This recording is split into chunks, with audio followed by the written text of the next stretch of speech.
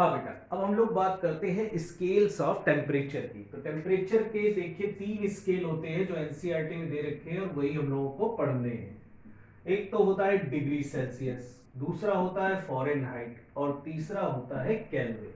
ठीक है, ये 3 टाइप के स्केल्स होते हैं।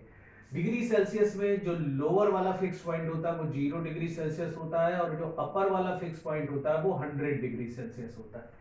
और ये डिग्री सेल्सियस वाला जो स्केल है ये पूरा 100 इक्वल पार्ट में डिवाइडेड होता है। यहां पर 100 इक्वल पार्ट्स होते हैं। इसी तरीके से जो ये फॉरेनहाइट वाला स्केल है, इसमें जो सबसे लोअर वाला टेम्परेचर होता है यानी कि लोअर फिक्स पॉइंट होता है वो 32 फॉरेनहाइट होता है और जो सबसे हायर वाला टेम्परेचर इसमें मेजर होता है वो 212 फॉरेनहाइट के इक्वल होता है। और इसमें बेटा जो फॉरेनहाइट वाला स्केल है ये 180 इक्वल पार्ट में डिवाइडेड होता है। 32 से लेकर 212 तक ये 180 इक्वल पार्ट में डिवाइडेड होता है।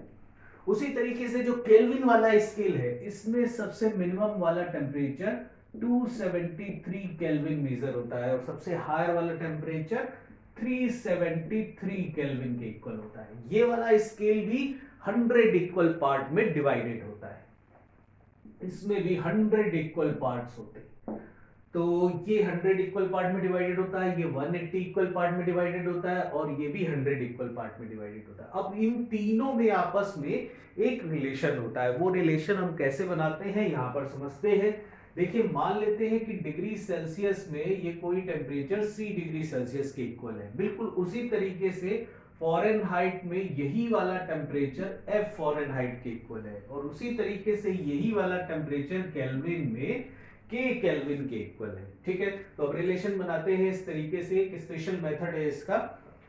ये वाला temperature minus lower fix temperature इसका अपॉन हायर वाला टेम्परेचर माइनस लोअर वाला टेम्परेचर। यही वाला रिलेशन हम सेकंड वाले के लिए भी यूज करते हैं। तो यही इक्वल टू वैल्यू हो जाएगी बेटा एफ माइनस 32 अपॉन 212 माइनस 32। यही हम केल्विन के लिए भी यूज करेंगे। तो आ जाएगा के माइनस 273 अपॉन 373 माइनस 273। अब इसको थोड़ा और सॉल्व करते हैं तो ये बन जाएगा सी अपॉन 100। ये बन जाएगा f माइनस 32 अपॉन 180। ये बन जाएगा k माइनस 273 अपॉन 100 के इक्वल। अब इसको देखो, अगर हम 20 से डिवाइड कर दें तो यहां आ जाएगा c upon 5 is equal to f minus 32 by 9 equal to k minus 273 by 5। ये देखिए तीनों में रिलेशन आ गया, तीनों में ये रिलेशन आ गया। बस यही वाला फॉर्मूला आपको याद रखना है।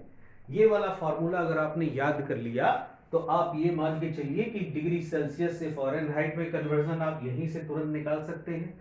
उसी तरीके से फॉरेनहाइट से केल्विन में कन्वर्जन निकाल सकते हैं, डिग्री सेल्सियस से केल्विन में कन्वर्जन निकाल सकते हैं। यानी एक में हमको टेम्परेचर की वैल्यू दे रखी हो और किसी दूसरे स्केल में टेम्परेचर की वैल्यू पूछी जाए तो यहां से हम बहुत आसानी से सॉल्व कर सकते हैं। बस ये फॉर्मूला आपको याद रखना है। इसी तरीके से कभी कभी ऐसा भी होता है कि हमको चेंज इन टेम्परेचर के बारे में पूछा जाता है कि जैसे डिग्री सेल्सियस में आपसे कह दिया कि 40 डिग्री का चेंज आता है, तो बताइए फॉरेनहाइट में कितने फॉरेनहाइट के चेंज के बराबर ये वैल्यू होगी। तो इस टाइप का अगर क्वेश्चन पूछा जाए तो उसके लिए चेंज इन टेम्परेचर का रिलेशन भी हमारे पास है। वो क्या होता है, वो ये होता है delta C by 5 equal to delta F by 9 is equal to delta K by 5। ठीक है, ये वाला चेंज इन टेम्परेचर का रिलेशन है। चेंज इन टेम्परेचर जब हमसे पूछा जाए, एक स्केल में दिया और दूसरे स्केल में पूछा जाए कि उसकी वैल्यू कितनी होगी, तो चेंज इन टेम्परेचर हम यहां से आसानी से निकाल सकते हैं। जैसे मैंने आपको अभी एक एग्जांपल लिया, आपको बताया कि डिग्री सेल्सियस में 40 का चेंज हो रहा है मान लीजिए, तो फॉरेनहाइट में कितने का चेंज होगा, तो डेल्टा सी की जगह 40 रख देंगे और डेल्टा एफ की वैल्यू यहां से कैलकुलेट कर लेंगे इस रिलेशन से। बस हमारे पास वैल्यू कैलकुलेट होकर के आ जाएगी। तो इस तरीके से ये तीनों स्केल्स में रिलेशन होता है। ठीक है, अब इसके बाद एक दो क्वेश्चन कर लेते हैं हम लोग इसके, तो और प्रैक्टिस हो जाएगी। तो चलिए आगे बढ़ते हैं।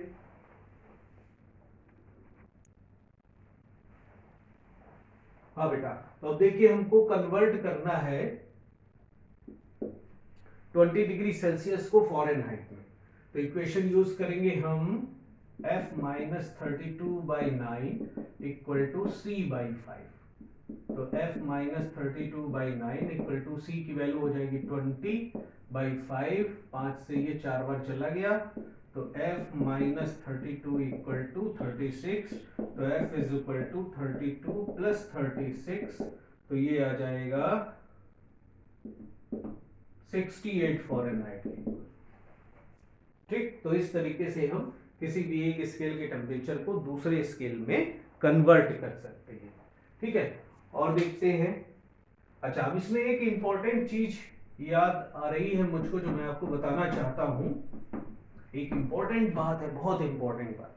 वो इंपॉर्टेंट बात ये है कि कभी कभी इसमें ऐसा क्वेश्चन पूछा जाता है कि जो डिग्री सेल्सियस में वैल्यू है वही फॉरेनहाइट में कितने टेम्परेचर के बराबर होगी।